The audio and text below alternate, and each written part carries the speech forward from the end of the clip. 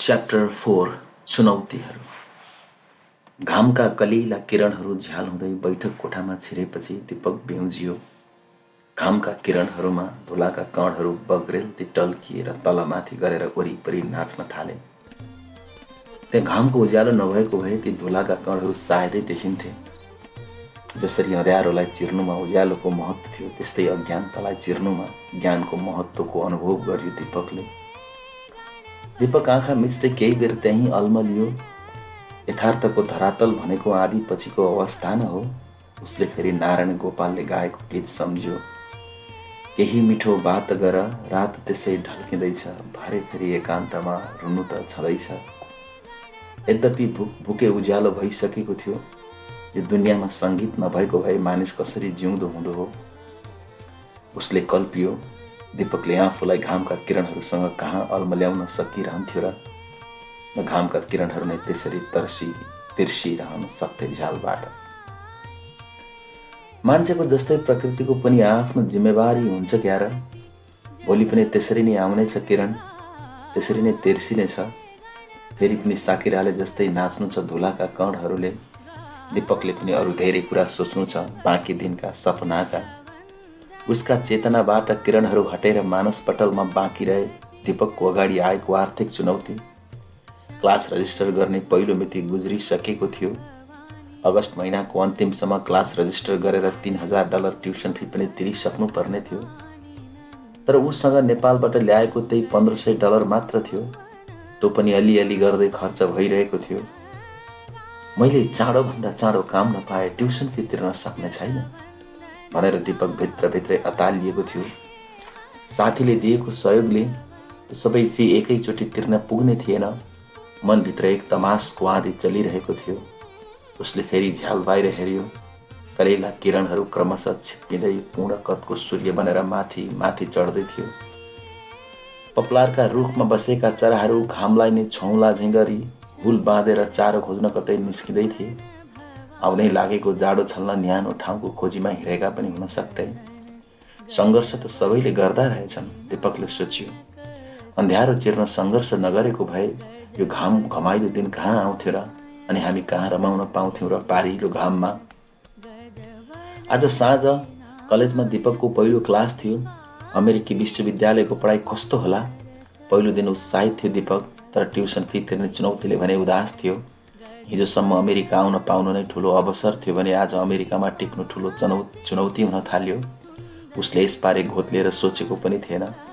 उसले तारादेवीको गीत सम्झ्यो। सोचे जस्तो हुन्न जीवन, सम्झे जस्तो हुन्न जीवन, जस्तो भोग्यो उस्तै हुन्छ, देखे जस्तो हुन्न जीवन। दीपकलाई लागेको थियो धनी देशमा पैसाको खासै महत्त्व हुँदैन। $1-2 भनेको नेपालको $1-2 जस्तो न हो। मलाई अमेरिका जाने भिसा मात्र मिलोस् न, तपाईहरूको सारा दुःख म हटाइदिन्छु, यस्तै भनेको थियो दीपकले एक दिन आमा बाबुसँग। र यसरी सपना देखाएको थियो। दीपकले सोच्यो लुकासले सल्लाह दिएअनुसार कलेजमा गएर हुलियोलाई भेट्ने र आफ्नो आर्थिक अवस्थाका बारेमा कुरा राख्ने। कतै केही भइहाल्छ कि। दीपक भान्सामा गयो। पिनट बटर र ब्रेड निकाल्यो। टोस्टरमा ब्रेड तताएर चम्चाले जाम निकालेर त्यही ब्रेडमा दल्यो र कपाकप खायो। कलेजतिर कुदिहाल्यो। बिहानको त्यस्तै 9 बजेको थियो। उसले सोच्यो पहिला आफ्नै अङ्ग्रेजी विभागका निर्देशक प्रोफेसर ज्याक विलियमसँग कुरा गर्छु। कतै सहायक अनुसन्धानकर्ताको काम पाइने पो हो कि प्रोफेसरसँगै। प्रोफेसरकै झोला बोकेर हिँड्ने काम पाए पनि केही हदसम्म सहयोग हुने थियो। उसलाई थाहा थियो धेरैले प्रोफेसरको सहयोगी भएर काम गर्छन्, प्रोफेसरलाई नजिक बनाउँछन्। अमेरिका आएका उसका साथीहरू धेरै जसोले आखिर त्यही नै गरेका थिए। अन्ततः ऊ त्यही ढोका ढकढक्याउन पुग्यो जहाँ लेखिएको थियो professor Williams. Come on in, professor विलियम्सले भन्यो। How may I help you? Sir, I am Deepak from Nepal. दीपकले त्यसो भन्ने बित्तिकै विलियम आफ्नो कुर्सीबाट जुरुक्क उठ्यो र दीपकसँगै हात मिलाउँदै भन्न थाल्यो, oh Deepak, nice to meet you, welcome to our department. हाम्रो डिपार्टमेन्टमा यसपालि तपाईँ मात्र इन्टरनेसनल स्टुडेन्ट हो, ह्याभ अ सिट। दीपकलाई त्यहाँ देख्न पाउँदा विलियम धेरै खुसी र सन्तुष्ट देखिन्थ्यो। मानव उसका अगाडि एउटा दुहुनु गाई थियो जसलाई दुहेर साँझ बिहानै दुध र दुधजन्य परिकार खान सकिन्छ। थ्याङ्क यू सर भन्दै दीपक बस्यो। दीपक आम्ने सामने भएर त्यही कुर्सीमा बस्यो।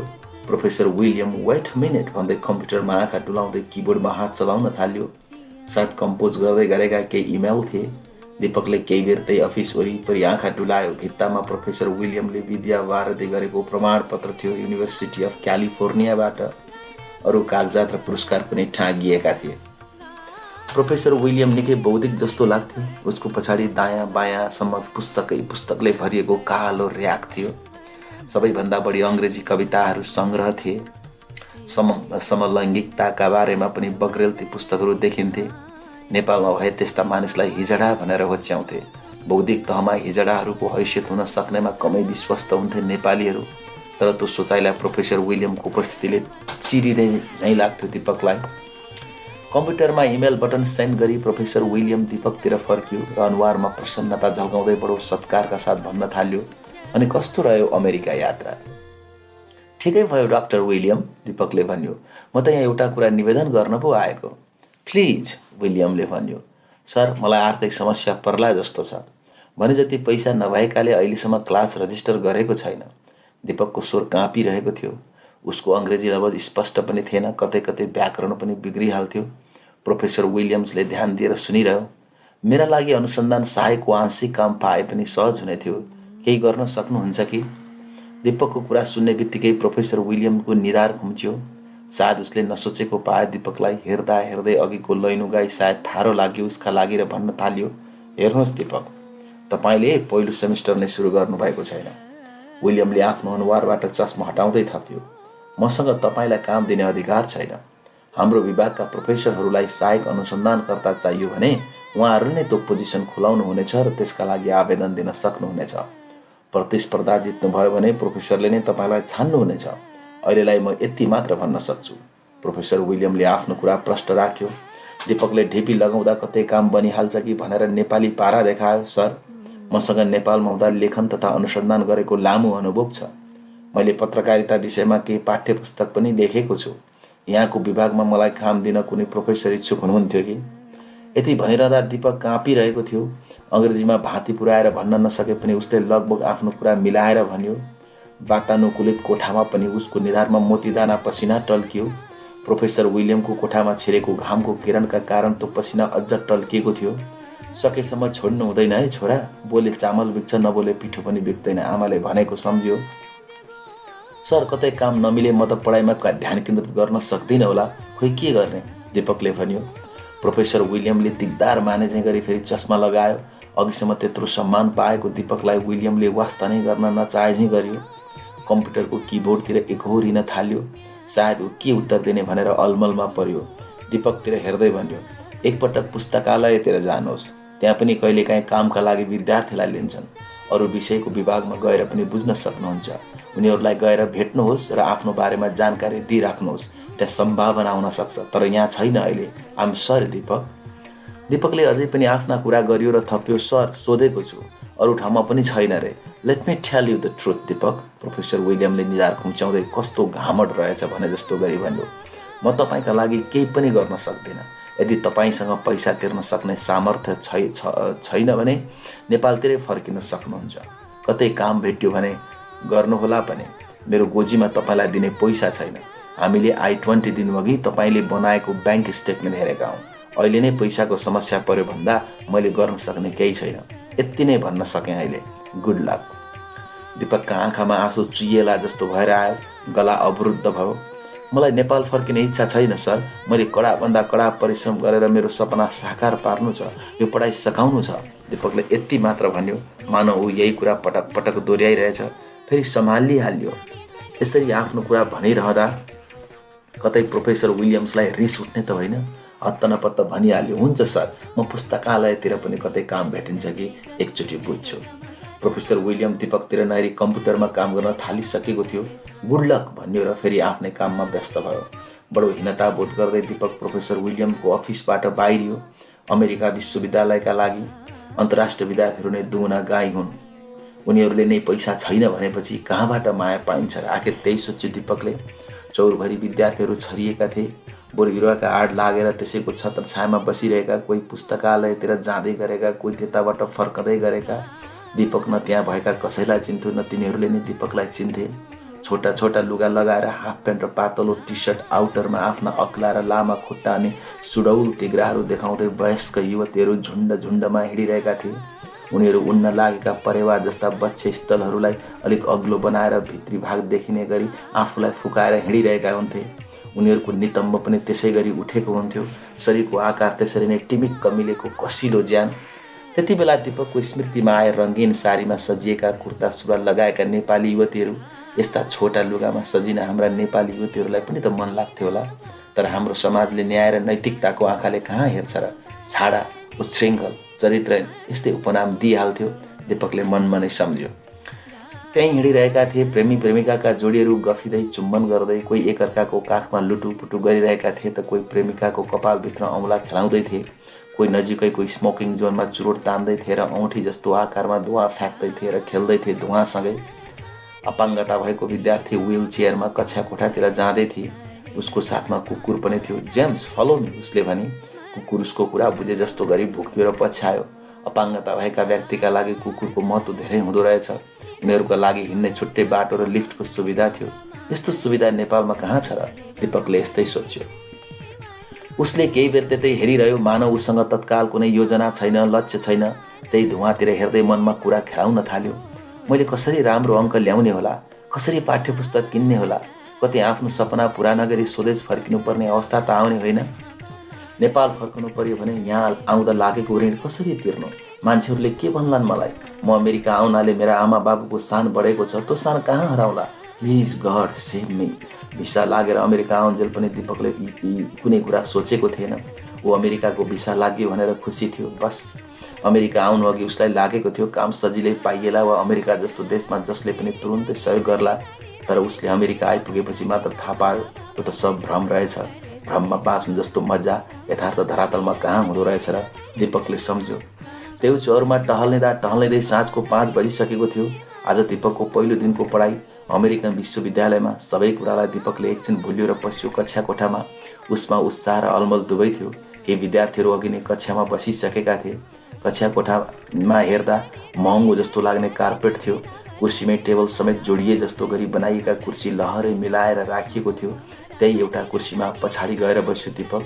गोरा जातिका सबैको अनुहार एउटै लाग्थ्यो। अश्वेत जातिका पनि केही विद्यार्थी थिए। दीपक मात्रै अलग देखिन्थ्यो। उनीहरू मातृभाषामा फरर गफिरहेका थिए एक अर्कामा। दीपकलाई बुझ्न हम्मै पर्यो। दीपकलाई लागेको थियो अङ्ग्रेजी फरर बुझ्छु। नेपालमा हुँदा अङ्ग्रेजीमा पढ्ने र पढाउने गरेको थियो उसले।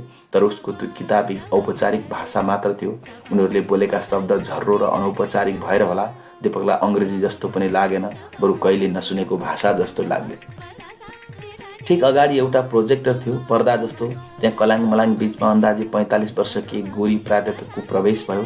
अग्लाई अन्दाजी 6 फिट, रातो प्यान्ट लगाएकी, थाइकर कपाल काटेकी, रातो गाला, ओठमा गाढा लिपस्टिक लगाएकी, टी सर्ट लगाएकी। उनको आगमन हुनासाथ सबै शान्त भए। सबैका लागि त्यो विषयको पहिलो कक्षा थियो। How are you? उसले कक्षा सुरु गरे। दीपकका लागि ती सबै नौलो कुरा लागिरहेको थियो। त्यसपछि उसले कम्प्युटरबाट प्रोजेक्टर अन गरी पाठ्यक्रम खोलेर सेमेस्टरमा के पढाउने भन्ने बारेमा व्याख्या गर्न थाली। आफूसँग हार्ड कपी सिलेबस नभएको, अनलाइन माध्यमबाट हेर्न अभ्यस्त नभएको र अझै सिक्नुपर्ने भएकाले प्रोफेसरले भनेको कुरा पछ्याउन दीपकलाई गाह्रो भइरहेको थियो। उसले हात उठाएर भन्यो, यो सिलेबसको हार्ड कपी भइदिएको भए सजिलो हुन्थ्यो होला।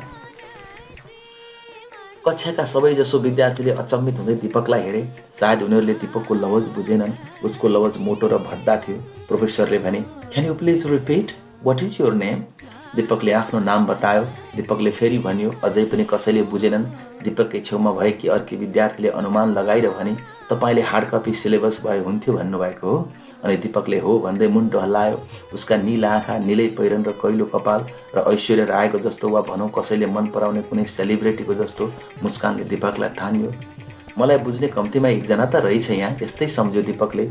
अब दीपकले लुकी चोरी हेर्न थाल्यो उसको मुहार। ब्ल्याकबोर्डमा छ दीपक, प्रोफेसरले भने। उसले दीपकलाई दीपक भन्नु अस्वाभाविक पनि मानेन। यो ब्ल्याकबोर्ड भनेको के हो? दीपकले फेरि सोध्यो, किनकि उसले यो सबै पहिलोचोटि सुनिरहेको थियो। नेपालमा उसले जानेको ब्ल्याकबोर्ड भनेको कालो पाटी हो, त्यसमा सेतो चकले शिक्षकले लेखेर पढाउँथे, त्यही भनेको हो कि भन्ठान्यो। तर फेरि त्यसमा पाठ्यक्रम कसरी हुन्छ उसको दिमागमा घुसेन। म पछि बताउँछु दीपक, तिनै छेउकै विद्यार्थी साथीले भने। उसले पनि दीपक नै भने। उसँग फेरि बोल्न पाइने भयो भनेर दीपक प्रफुल्ल भयो, किनकि उनको मुद्रा र मुस्कान दीपकले मन पराइसकेको थियो। पछि उसले थाहा पायो ब्ल्याकबोर्ड भनेको त अनलाइन प्लेटफर्म रहेछ, जहाँ विद्यार्थी र शिक्षक सबैको सम्बन्धित पाठ्यक्रमसँग समान पहुँच हुँदो रहेछ। विद्यार्थीहरूलाई जानकारी गराउनु पर्दा वा पाठ्य सामग्री भिडियोहरू पनि त्यहाँ राख्न सकिँदो रहेछ। ब्ल्याकबोर्ड जस्तै काम गर्ने अरू प्लेटफर्म पनि हुँदा रहेछन्, जस्तो क्यानभास, डिजायर टु लर्न आदि इत्यादि। उतिर फर्केर हस् भन्यो दीपकले। कक्षामै आफ्नो हात अघि सार्दै र दीपकसँग हात मिलाउँदै उसले भने, by the way, my name is Melissa. उता प्रोफेसरले पाठ्यक्रमको गृहकार्यबारे बताउँदै थिए। थ्याङ्क यू, दीपकले मलिसालाई भन्यो। यु आर वेलकम, मलिसाले दीपकलाई भने। हो, यही बिन्दुबाट सुरु भएको थियो मलिसा र दीपकको प्रेम कहानी। दीपकले मनमनै सम्झ्यो, नेपालमा हुँदा त आफूलाई अङ्ग्रेजीको धुरन्धर लाग्थ्यो। यहाँ त मैले बोलेको कोही पनि बुझ्दा रहेनछन्। म त लाटो देशको गाँडो तन्नेरी पुऱ्याइछु बा। यो गाईखाने भाषा म कहिले राम्ररी बुझ्ने होला, हुन्छु होला। म कसरी अङ्ग्रेजीको प्रोफेसर हुन सक्छु होला यो हिसाबले अमेरिकामा। दीपककी हजुरआमाले अङ्ग्रेजीलाई गाईखाना भाषा भन्ने गर्थिन्। अर्को हप्ताको गृह कार्य दिँदै प्रोफेसर कक्षा कोठाबाट बाहिरिएपछि मलिसा र दीपक सँगै निस्किए। Can we walk to the parking lot, मलिसाले भने। मेरो कार त्यहाँ छ। स्योर, दीपक रोमाञ्चित हुँदै भन्यो। मलिसाले उसको मन अघि नै खिचिसकेकी थिए। कक्षा कोठाबाट पार्किङ लट पुग्न अन्दाजी 5 मिनट थियो। कस्तो लाग्यो त क्लास, मलिसाले भने। पहिलोचोटि भएर होला, धेरै कुरा नयाँ लाग्यो, दीपकले भन्यो। यु विल बी फाइन, मलिसाले भने। केही बुझिएन भने मलाई भन्नु, I would love to help you. गफ गर्दै जाँदा उनीहरू चौरमा पार गरिएका कारहरूलाई पछाडि पार्दै बढे। अरू केही विद्यार्थीहरू पनि कक्षा सकाएर पार्किङ लटतिर जाँदै थिए। बाटामा केही रुख र बुट्यानहरू उनीहरूलाई स्वागतमा पर्खिरहेका जस्ता लाग्थे। शिर हावामा चलिरहेका थिए पातहरू। त्यसै गरी फरफर उडिरहेको थियो मलिसाको कपाल। मलिसाको दयालुपन देखेर दीपकको आकर्षण अझै बढ्यो। Thank you for being so kind, दीपकले भन्यो। माई प्लेजर, मलिसाले भने। Are you from Kathmandu? Yes, दीपकले भन्यो। म काठमाडौँमा डेरा लिएर बस्थेँ, तर मेरा आमा बाबु काठमाडौँबाट करिब 600 किलोमिटर दक्षिण पूर्व तराईतिर बस्नुहुन्छ। त्यहाँ हाम्रो घर छ। आई सी, मलिसाले भने। उसले नेपालको हावापानीको बारेमा सोधे। दीपकले सबै बतायो। उसलाई सगरमाथाको बारेमा पनि थाहा रहेछ। त्यो थाहा पाएर दीपक औधी खुसी भयो। म चाहिँ टेक्सास राज्यबाट, मलिसाले भने। मेरो बुबा चाहिँ आइरिस हो, आयरल्यान्डबाट आउनुभएको। दीपकले मलिसालाई मात्र बुझ्ने होइन, एउटा परिवेशलाई नै बुझ्ने मौका पायो। अमेरिकामै पनि पढ्न एक ठाउँबाट अर्को ठाउँमा जाँदा रहेछन्। शिक्षा, हावापानी र जागिरका कारण अनि संसारका विभिन्न ठाउँबाट आएर त्यहाँ घरजम गरेर अन्तर्जातीय विवाह गरेर बसेका मानिस धेरै रहेछन्। अमेरिका त साँच्चै आप्रवासीहरूको देश रहेछ। त्यसैले मलिसाको लवज जातीय राज्यमै नजन्मेर बोल्नेहरूको भन्दा फरक रहेछ। यसर्थ फरक देशबाट आएकाहरूको मात्रै होइन, अमेरिकाभित्रै पनि एक ठाउँबाट अर्को ठाउँमा, एक राज्यबाट अर्को राज्यमा जन्मिएका हुर्किएका मानिसहरूको लवज फरक हुँदो रहेछ भन्ने बुझ्यो दीपकले। नेपालमै पनि पूर्व र पश्चिमका मानिसहरूको लवज फरक छ। कुन चाहिँ विषयमा फोकस हो दीपक, मलिसाले भने। मैले तपाईँको नाम त सही भनिरहेको छु नि। मलिसाले दीपक भनेको उसलाई किन मन परिरहेको थियो। इट साउन्ड सो ब्युटिफुल, दीपकले भन्यो। मेरो फोकस क्रिएटिभ राइटिङमा हो। वाउ, मिठो। हातमा कारको चाबी हल्लाउँदै मलिसाले खुसी हुँदै भने। पार्किङ लट आउनै लागेको थियो। उसका नीला आँखाहरू सागरको गहिराई भएर चम्के। ओठहरू अझ राता र चम्किला भए अनि मुस्कानले भरिए ती ओठहरू। गालाहरू हिमाली भेगका भेडा चराउँदै गरेका मस्त तरुणीहरूका जस्ता थिए। रुखभरि फुलेका सुनाखरी फुलका रङ जस्ता भए। रगत चुइएला जस्ता भए। उसले पार्किङ लट नजिक कारको ढोका बाहिरबाट रिमोट चाबीले खोली कार करायो। If you don't mind I can give you ride, मलिसाले घरसम्म पुर्याइदिने अफर प्रस्ताव गरे। ठिकै छ, म यहीँ नजिकै बस्छु, ग्रिन हाउस नाम गरेको अपार्टमेन्टमा। हिँडेर 5 मिनटमा पुग्छु। पर्दैन, प्रस्तावका लागि धन्यवाद, दीपकले पुलकित हुँदै भन्यो। त्यति भनेपछि मलिसाले खासै कर गरिन। दीपकले चाहन्थ्यो मलिसाले कर गरोस्। उसलाई पछि मात्र थाहा भयो कर गर्नु भनेको रुखो हुनु रहेछ। नेपालमा भएको भए उसले भन्ने थियो, कस्तो रहेछ बजिनीले करै गरिन। संस्कृति पनि अचम्मकै कुरा हुँदो रहेछ। कल्चर इज अ बीज भन्छन्, अर्थात् संस्कृति भन्ने कुरा पनि बोक्सो जस्तै हुँदो रहेछ। एउटालाई सही लाग्ने, अर्कोलाई गलत लाग्ने। भूगोलले संस्कृतिलाई आकार दिने रहेछ। उसो भए अर्को साता भेटौँ है, मलिसाले भनी। Take care. मलिसा रातो र चम्किलो भक्स वागन कारमा चढी। झ्याल रोल डाउन गरेर झ्याल बाहिर हात निकाल्दै मिठो मुस्कानसहित दीपकलाई बाई बाई गर्दै कार अगाडि बढाई। दीपकले केही बेर सारा पिर र आर्थिक चुनौती भुल्यो र नजिकैको ग्रिन लाइट छलेर अघि नबढुन्जेल मलिसालाई हेरिरह्यो। केही बेरमै दीपक आफ्नै अपार्टमेन्ट पुग्यो। उसले आफ्नो झोला त्यही सोफामा राख्यो अनि भान्सा कोठातिर छिर्यो। आज ऊ बिहानै खाजा मात्र खाएर निस्किएको थियो। निकै भोकाएको थियो। मलिसासँगको भेटले धेरै अर्थपूर्ण बनाइदिएको थियो। अब ट्युसन फी तिर्न पैसा कहाँबाट जुटाउने, काम कसरी खोज्ने, कहाँ खोज्ने, यी सबै पीडालाई केही बेर भुलेर मलिसाको मुस्कानमा मन्त्रमुग्ध हुँदै फ्रिजबाट आलु झिकेर चपिङ बोर्डमा काट्न थाल्यो चक्कुले। त्यही सुरुमा चोर औँलाको अलिकति भाग पनि काट्यो। आइया, एक्कासी हात तान्यो, रगत चुइन थाल्यो। त्यो सुनेर लुकास र भनिसा कोठा बाहिर आए। Are you okay? उनीहरूले भने। आइएम फाइन, दीपकले औँला देखाउँदै भन्यो। आलु काट्दै थिएँ, अलिकति काटी गयो। भनिसाले दराजबाट ह्यान्डी प्लास निकालेर ल्याएर दीपकको हातमा लगाइदिए। लुकासले ईर्ष्यालु आँखाले हेरिरह्यो त्यो दृश्य। कस्तो भयो आजको पहिलो कक्षा दीपक? भनिसाले सोधी। राम्रो भयो भनिसा, दीपकले भन्यो। पहिलो दिन हो, त्यही पाठ्यक्रमका बारेमा छलफल भयो। पाठ्यक्रमको महत्त्व धेरै हुँदै रहेछ भन्ने थाहा पाएको थियो दीपकले। नेपालमा बनाइएका अधिकांश पाठ्यक्रममा उद्देश्य र उपलब्ध परिणामहरू ठोस कुरा भेटिँदैनथे। हरेक पाठ्यक्रमको तयारी पढाइने विषयहरूका लागि धेरै महत्त्वपूर्ण हुन्छन्। त्यो पाठ्यक्रम केका लागि, कुन प्रयोजनका लागि, त्यो विषय पढाइसकेपछि विद्यार्थीले लिन सक्ने सिप तथा ज्ञान के हो, प्रष्ट हुनुपर्छ। अमेरिकाको पाठ्यक्रमको कुरा गर्ने हो भने त्यहाँ सबै कुरा खोलाएर लेखिएको हुन्छ, जस्तो कति दिनमा पढाएर सकिने, पाठ्यक्रमको उद्देश्य, उपलब्ध परिणाम, विद्यार्थीको जिम्मेवारी, पढ्नुपर्ने पाठ्य सामग्री, गर्नुपर्ने गृह कार्य र कक्षा नीति, यी सबै कुरा नगरे सजाय पनि हुन्छ, जस्तो प्राप्ताङ्क घट्ने खुलाइएको हुन्छ। कक्षाको पहिलो दिन त त्यही पाठ्यक्रम बुझाउन मात्रै लाग्छ। विद्यार्थीले त्यो राम्ररी बुझेपछि मात्र पढाइ अगाडि बढ्छ। कतिपय कक्षामा शिक्षकले विद्यार्थीलाई मैले यो पाठ्यक्रम बुझेँ भनेर हस्ताक्षर समेत गर्न लगाउँछन्। ठोस उद्देश्य र उपलब्ध परिणामको आधारमा शिक्षाको उत्पादनशीलतालाई नाप्न सकिन्छ। विद्यार्थीले पनि भोलि यो विषय पढिसकेपछि म के गर्न सक्छु भन्ने थाहा पाउँछ। पाठ्यक्रम तयार पार्नु सजिलो कुरा होइन, यसमा अनुसन्धानको खाँचो छ। जस्तो कस्तो पाठ्यक्रम तयार गरे विद्यार्थीले भोलि आफूलाई समाजमा स्थापित गर्न सक्छ, जागिर खान सक्छ, भविष्य बनाउन सक्छ आदि। Baby let's go to bed, लुकासले छटपटिँदै भन्यो। गुड नाइट दीपक, भनिसाले भनी। अब ठिक हुन्छ त्यो हातको घाउ। उनीहरू बेडरुमतिर लागे। दीपकले त्यही आलु फ्राई गर्यो, अलिकति चामल उमाल्यो र त्यही खाएर सोफामा पल्ट्यो। सिलिङतिर हेऱ्यो अनि लुकासले दिएको सल्लाह सम्झ्यो। सोच्यो भोलि चाहिँ अन्तर्राष्ट्रिय विद्यार्थीका निर्देशकलाई भेट्न जानु पर्ला। त्यसपछि मलिसाको मुस्कान सम्झिँदै कोल्टे फेरियो। रातको 10 बजेको थियो। मस्तिष्कभरि चुनौती मात्रै आइरह्यो। अब कसरी ट्युसन फी तिर्ने होला? ऊ नेपाल फर्किने कल्पना समेत गर्न सक्दैनथ्यो। खेतीमा काम गरेर अर्काको जडौरी, त्यो पनि 10 ठाउँमा टालेको पेन्ट लगाउँदै उसले थुप्रै वसन्त काटिसकेको थियो। बाआमाको पसिना र सपना उसले मजाले बुझेको थियो। अमेरिकाको भिसा लाग्नु जो कसैका लागि पनि अहोभाग्य थियो। उसले फेरि एकपटक मनन गर्यो। अब मैले के गर्ने होला? कसरी फी तिर्ने होला? ऊ एक्लै भटभटायो। काम कसरी पाउने होला? इन्टरनेसनल विद्यार्थीहरूलाई कसले काम देला? न त बाहिर काम गर्ने अनुमति नै छ। दीपकका अगाडि चुनौती नै चुनौतीको पहाड अग्लियो। मानव त्यो कटेर अगाडि जाने कुनै सम्भावना छैन। उसले फेरि कोल्टे फेरियो। एकैछिनमा मिठो निन्द्रामा घुर्न थाल्यो।